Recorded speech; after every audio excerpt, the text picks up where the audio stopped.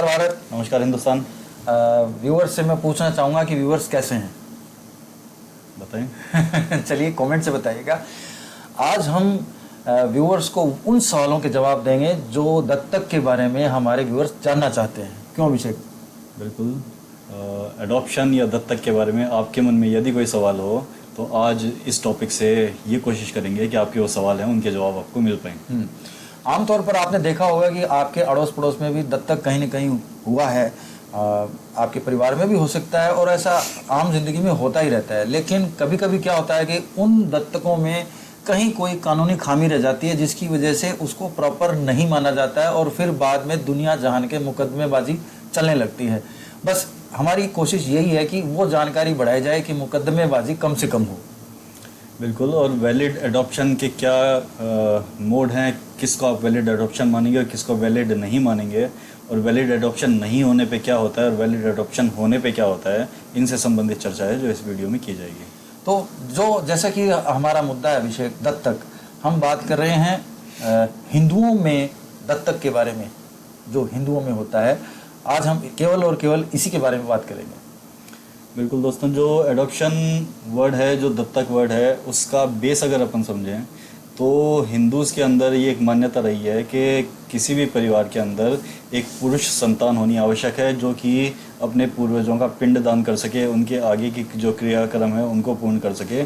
इसलिए ये जो सिद्धांत है ये स्टार्ट हुआ जो दत्तक का मूल आधार है। तो 1956 के अंदर दोस्तों इसके ऊपर एक एक्ट बना जो कि है Hindu adoption and maintenance act 1956। इससे पहले भी कुछ व्यवस्था थी, इसके बाद में भी व्यवस्था है, पर बाद वाली व्यवस्था जो है अब वर्तमान तक लागू है और वही प्रोविजंस है जिनको फॉलो करना जरूरी है दत्तक लेने के लिए। हिंदू दत्तक ग्रहण एवं भरण पोषण अधिनियम, हिंदी में नाम ये है। ये अंग्रेज थोड़ा लंबा है इसलिए एक बार आराम से पढ़िएगा। अब चलिए बात करते हैं, इससे पहले वाली पोजीशन क्या थी अभिषेक? इस कानून से पहले क्या था? दोस्तों जब कानून नहीं था तो अनकॉडिफाइड लॉ था, वो अपने जो हिंदू लॉ है उससे गवर्न होता था, जो अपने पुराने ग्रंथ है उनसे गवर्न होता था। उसमें और बाद में जो एक मेजर चेंज जो मेरे समझ में आता है वो ये हुआ कि एक्ट लागू होने से पहले, ये 1956 का जो एक्ट है वो लागू होने से पहले क्या स्थिति थी कि कोई स्त्री जो है वो अकेली होकर के किसी को गोद नहीं ले सकती थी, वो सिर्फ अपने पति के लिए ही किसी को गोद ले सकती थी। जबकि इस एक्ट के आने के बाद में जो सिनेरियो चेंज हुआ वो एक इक्वेलिटी के आधार पे चेंज हो गया। उसके अंदर ये हो गया कि आप चाहे स्त्री है चाहे पुरुष है, कोई भी व्यक्ति है वो गोद ले सकता है और गोद आने वाला भी स्त्री या पुरुष कोई भी हो सकता है। अब बात करते हैं हमारे आज के कानून पर जो कि लागू है, चल रहा है। जिस कानून का अभी हमने जिक्र किया 1956 का ये कानून है और आज तक निर्बाध रूप से चला आ रहा है। बिल्कुल दोस्तों, इसके दो पार्ट हैं कानून के। जो नाम है उस नाम में ही पता लगता है, एडॉप्शन एंड मेंटेनेंस। एक तरफ है दत्तक और दूसरी तरफ है भरण पोषण। तो आज का जो चर्चा है वो अपनी दत्तक तक सीमित है, अपन बात करेंगे सिर्फ एडॉप्शन के लिए। तो अभिषेक कुछ इसकी मुख्य जो शर्तें हैं एक वैलिड एडॉप्शन के बारे में कि किस कानून के हिसाब से दत्तक जो है वो कब पूरा होता है, मुकम्मल होता है, कुछ शर्तें हमारी बताई जाएं व्यूअर्स को। दोस्तों सबसे पहले तो आप ये जानिए कि आज की स्थिति में अगर कोई दत्तक लिया जाता है जो इस एक्ट के प्रोविज़न को फुलफिल नहीं कर सकता है या इसके एक्ट के जो प्रोविजंस हैं उनके बाहर जाकर के अगर कोई दत्तक लिया गया है तो वो वैलिड दत्तक नहीं है, वो वॉइड दत्तक है। वॉइड का मतलब दोस्तों शून्य दत्तक, मतलब उसका कोई अहमियत नहीं है उस दत्तक की। हमने इस वर्ड शब्द पर पहले चर्चा की हुई है, हमने बताया हुआ है। ये जानकारियाँ केवल बढ़ाने के लिए होता है, लैटिन वर्ड्स जैसे कि हमने बताया था उसी में था। चलिए अब बात करते हैं कि इस दत्तक में कुल मिला के पोर्शंस कितने हैं, कौन कौन सी शर्तें हैं वैलिड दत्तक की? वैलिड दत्तक से पहले दोस्तों बताऊं, शून्य दत्तक जिसकी मैंने बात की, जो एक्ट कहता है वो ये कहता है अगर कोई दत्तक है वो वॉइड है, मतलब शून्य है, जो इस एक्ट के प्रोविजन के अकॉर्डिंग नहीं है, तो उसका इफेक्ट क्या होएगा दोस्तों? उसका इफेक्ट ये होएगा कि दत्तक जाने वाला जिस फैमिली में दत्तक जाता है वहाँ पे उसके कोई राइट जो हैं, अधिकार जो हैं वो क्रिएट नहीं होंगे, और जहाँ पे उसका बर्थ हुआ था वहाँ से उसके राइट कोई डिमोलिश नहीं होंगे, खत्म नहीं होंगे। इट मीन्स जो प्रायर स्थिति थी दत्तक से पहले, जो अधिकार जैसे थे वैसे के वैसे ही रहेंगे। और अगर वैलिड एडॉप्शन है तो उसके अंदर क्या होता है दोस्तों कि जो व्यक्ति गोद गया है या जो व्यक्ति गोद जाने वाला है उसके सारे संबंध जो हैं वो बदल जाते हैं, नई जो फैमिली है उससे उसके जुड़ाव हो जाते हैं, उसके जो अधिकार हैं वो नई फैमिली में क्रिएट हो जाते हैं। कुछ कानूनी रेस्ट्रिक्शंस है, जो रेस्ट्रिक्शंस पहले थी वो बाद में भी रहेगी, वैलिड अडॉप्शन के बाद में भी। उनकी चर्चा हम फिर कभी करेंगे।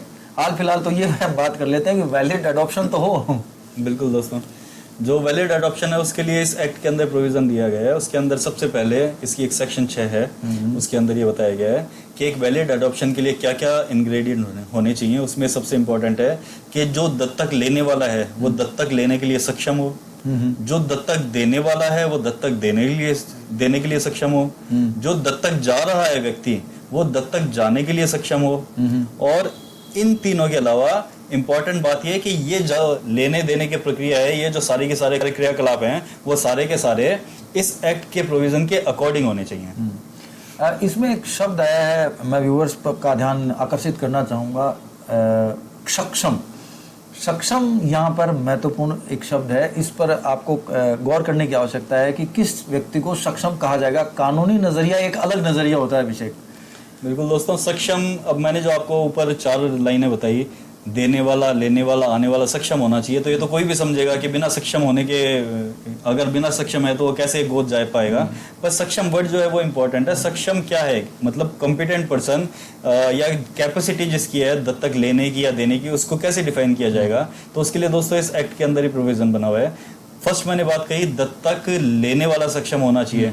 इसका मतलब ये है सक्षमता जो है लेने वाले की, चाहे वो मेल है चाहे वो फीमेल है, कब उसको कैपेबल मानेंगे, जब वो फर्स्ट ऑफ ऑल मेजर हो।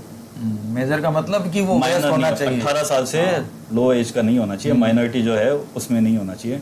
सेकंड, वो साउंड माइंड का होना चाहिए, मतलब वो पागल नहीं हो, वो उसको कोई ऐसा पागलपन का दौरा नहीं आता हो जिसके कारण वो कुछ समझने की स्थिति में नहीं हो। तो ये जो 2 कंडीशन है इंपॉर्टेंट है दत्तक लेने के लिए, लेने वाले के लिए। इसके अलावा एक इम्पॉर्टेंट बात हो रहा है, जो ये है कि ये तो स्थिति हुई जब कोई व्यक्ति है जो शादीशुदा नहीं है, अकेला है। इसमें एक बात और निकल के आई दोस्तों, जो मैं आपको बताऊं, इस एक्ट की मंशा के अनुरूप ये है कि कोई व्यक्ति दत्तक लेने के लिए मैरिड होना आवश्यक नहीं है। सिंगल पर्सन भी जो है वो अडॉप्शन में किसी को ले सकते हैं, और वो वैलिड अडॉप्शन है, बशर्ते कि वो मेजर हो और वो पागल नहीं हो, साउंड माइंड का हो। अब दूसरी बात करते हैं जिसमें किसी व्यक्ति का विवाह होया हुआ है, यानी कि वो शादीशुदा है। बिल्कुल, जो इसका थर्ड प्रोविजन जो है वो यही है, फर्स्ट ऑफ ऑल मेजर होना, सेकंड साउंड माइंड का होना, थर्ड यही है कि अगर वो मैरिड है तो अगर मेल है तो अपने वाइफ की कंसेंट होनी आवश्यक है, और अगर वो फीमेल है तो उसको अपने हस्बैंड की कंसेंट लेनी आवश्यक है दत्तक लेने के लिए। कंसेंट का मतलब है सहमति, उनकी इच्छा, उनकी मर्जी। उनसे पूछा तो जाए कि भाई लें नहीं लें, क्या करें। इसका मतलब कि अगर कोई अपनी सहमति नहीं देता है, कोई कह देता है कि मैं दत्तक नहीं लेना चाहता या नहीं लेना चाहती, तो ऐसी स्थिति में जो सेकंड पार्टनर है वो दत्तक नहीं ले सकता और वो वैलिड एडॉप्शन नहीं होगा। अब बात करते हैं जो दत्तक दे रहा है, उसमें क्या कैपेबिलिटी होनी चाहिए, किस प्रकार से वो सक्षम होना चाहिए। दोस्तों, दत्तक देने वाला जो है वो ही व्यक्ति हो सकता है जो उस बालक का या तो मदर या फादर या फिर कोई गार्जियन हो। कोई भी आदमी किसी को भी दत्तक नहीं दे सकता दोस्तों। जो इंपॉर्टेंट इंग्रेडिएंट है वो यही है कि दत्तक वही व्यक्ति दे सकता है जो उस बच्चे के मदर, फादर या गार्जियन हो। ऐसी स्थिति में ही दत्तक दिया जा सकता है। मदर फादर का मतलब अभिषेक नेचुरल पेरेंट्स की बात हो रही है। बिल्कुल, नेचुरल पेरेंट्स की ही बात हो रही है। मदर फादर के अंदर एडॉप्टिव पेरेंट्स नहीं आते हैं दोस्तों। एडॉप्टिव पेरेंट्स इसलिए भी नहीं आते हैं क्योंकि इसमें एक प्रोविजन है आगे कि एक बार एडॉप्शन लिए जाने के बाद में वापस एडॉप्शन में नहीं दिया जा सकता। तो एडॉप्टिव फादर जो है वो आगे एडॉप्शन के लिए आगे उसको बच्चे को नहीं, मतलब बातों में ये बात निकल कर आ गई कि जो दत्तक दिया जा रहा है, जिस बालक की बात हो रही है, उसमें भी कुछ कैपेबिलिटी होनी चाहिए। बिल्कुल, ये बात तो है दोस्तों। जो मैंने आपको पहले बताया कि दत्तक कौन दे सकता है, मदर, फादर और गार्जियन, इसके अंदर भी एक इंपॉर्टेंट बात जो है वो ये है कि गार्जियन उस स्थिति में देगा जब वो प्रायर कोर्ट की परमिशन ले लेगा कि मैं इसको दत्तक दे रहा हूँ। वो यूं ही नहीं है कि कोई गार्जियन बन के आ गया और क्या मैं दत्तक दे दूंगा और उसको वैलिड मान लिया जाए। थर्ड जो बात थी वो ये थी कि दत्तक कौन जा सकता है। तो इसके लिए भी दोस्तों ये एक्ट जो है रेस्ट्रिक्शंस लगाता है कुछ। उन रेस्ट्रिक्शंस को अपने को गौर करने की आवश्यकता है। फर्स्ट ऑफ ऑल, जिसको दत्तक दिया जा रहा है वो हिंदू होना चाहिए और कोई कास्ट का नहीं होना चाहिए, क्योंकि ये Hindu adoption and maintenance act है, ये इसी की बात करता है। तो फर्स्ट जो कंडीशन है वो ये है कि वो हिंदू होना चाहिए। सेकंड, वो पहले से दत्तक गया हुआ नहीं होना चाहिए। इट मींस एडॉप्टेड पर्सन जो है उसको वापस एडॉप्शन में नहीं दिया जा सकता। ये इंपॉर्टेंट बात है। थर्ड ये है कि उसकी एज जो है वो बिलो 15 ईयर्स होनी चाहिए। इसमें एक प्रोविजो लगा हुआ है दोस्तों कि अगर कस्टम्स और यूजेस, अगर आपके जो पारिवारिक परिस्थितियां नहीं कहना चाहिए, क्या कहना चाहिए उम्मीद उसको, परिवार में आपके कुछ परंपराएं चलती आ रही हैं, पुराने जमाने से चली आ रही है, समाज में या परिवार में ऐसी कोई परंपरा है जहाँ पे आप 15 साल से बड़े बच्चे या बच्ची को भी गोद ले सकते हैं, तो वो वैलिड है। अदरवाइज एक्ट जो है वो ये कहता है कि आपकी जो एज है वो 15 साल से छोटी होनी चाहिए अगर आप दत्तक जा रहे हैं। इसी तरीके से एक और है कि विवाहित बच्चों को गोद लिए जाने की अगर परंपरा हो, कस्टम हो तो लिया जा सकता है, अदरवाइज ऐसे बच्चों को भी गोद में नहीं लिया जा सकता। बिल्कुल, ये ही चौथी कंडीशन है। तो इसमें 4 कंडीशन होगी, एक हिंदू होना, दूसरा उसका फर्स्ट पहले से ऑलरेडी अडॉप्टेड नहीं होना, सेकंड 15 साल से छोटी एज का होना, और लास्ट जो है वो ये है कि वो मैरिड नहीं होना अगर कस्टम्स ऐसे नहीं है तो ये कुछ ऐसी कंडीशंस हैं जो पूरी करनी बहुत ज़रूरी है। इसके अलावा एक उम्र की कंडीशन और है विषय, उस पर भी मेरे को लगता है बात करनी चाहिए कि क्या करना चाहिए। इसके अलावा कौन कौन से ऐसे रेस्ट्रिक्शंस हैं जो इस कानून के अंतर्गत होते हैं? जो एज का फैक्टर है दोस्तों वो काउंट करता है उस स्थिति में जब एडॉप्शन में लेने वाला और एडॉप्शन में आने वाले का सेक्स जो है वो डिफरेंट हो। इट मीन्स अगर मेल किसी फीमेल को एडॉप्ट कर रहा है या फीमेल किसी मेल को अडॉप्ट कर रही है तो ऐसी स्थिति में उन दोनों के बीच में जो एज का डिफरेंस है वो मिनिमम 21 ईयर्स का होना चाहिए, ये लॉ कहता है। अच्छा, वो बात जो तुमने मुझे बताई थी कि एक दादा है, उसके पोता है, तो वो किसी लड़के को गोद नहीं लेगा, वो मुझे ही बतानी है या व्यूअर्स को भी बतानी है? नहीं, बिल्कुल अपने को कंडीशंस पूरी बतानी है। बताओ। इसमें एक कंडीशन और है जो वैलिड अडॉप्शन के लिए इंपॉर्टेंट है, वो ये है कि अगर कोई व्यक्ति किसी लड़के को गोद लेना चाह रहा है तो उसके पहले से कोई पुत्र संतान या पौत्र या परपौत्र, इट मींस सन, सन्स सन और सन्स सन्स सन, ये नहीं होने चाहिए। पोता नहीं होना चाहिए, पड़पोता नहीं होना चाहिए और बेटा भी नहीं होना चाहिए, सरल शब्दों में। और ऐसी स्थिति में अगर कोई लड़की को गोद लेना चाह रहा है व्यक्ति तो उसके कोई लड़की पहले से नहीं होनी चाहिए और उसके कोई पोती पहले से नहीं होनी चाहिए। तो कुल मिलाकर ये कुछ कंडीशंस हैं, अगर इन कंडीशंस को फुलफिल किया जाता है तो कानून भी मानता है कि वो अडॉप्शन जो है वो वैलिड हुआ है और उस पर सारे राइट्स जो हैं वो क्रिएट हो जाते हैं अडॉप्टेड सन के। एक इम्पॉर्टेंट और बहुत इम्पॉर्टेंट बात दोस्तों आपको बताऊं कि एडॉप्शन जो है वो ज़रूरी नहीं है लिखित ही हो, एडॉप्शन मौखिक भी हो सकता है, पर मौखिक के सबूत होने आवश्यक है, प्रमाण होने आवश्यक है। प्रमाण क्या हो सकता है दोस्तों कि उसका जो एजुकेशनल रिपोर्ट है बच्चे का, उसके अंदर जो फादर्स नेम आ रहा है वो अडॉप्टेड फैमिली का आ रहा है, या फिर उसकी जो वोटर लिस्ट है उसके अंदर उसके फादर का नेम जो है वो अडॉप्टेड फैमिली का आ रहा है, या फिर उसका पैन कार्ड है उसके अंदर उसके फादर का नेम जो है वो अडॉप्टेड फैमिली का आ रहा है। तो ऐसे बहुत से इंस्टेंस हैं, बहुत से एविडेंसेस हो सकते हैं जो ये साबित करते हैं कि अडॉप्शन लिखित में तो नहीं था पर एक्चुअल में ये अडॉप्ट किया गया था, ओरली अडॉप्ट किया गया था। और इम्पोर्टेंट बात एक और जो है दोस्तों कि एडॉप्शन जब भी होता है एडॉप्शन में एक्चुअल गिविंग एंड टेकिंग होनी आवश्यक है। इट मींस जो नेचुरल मदर और फादर हैं वो एक्चुअली अपने गोद में से उठा करके जिसको एडॉप्शन में देना चाह रहे हैं उनको एक्चुअली देंगे। अच्छा अभिषेक, इसमें एक्चुअली कोई सेरेमनी हो वो भी की जाए?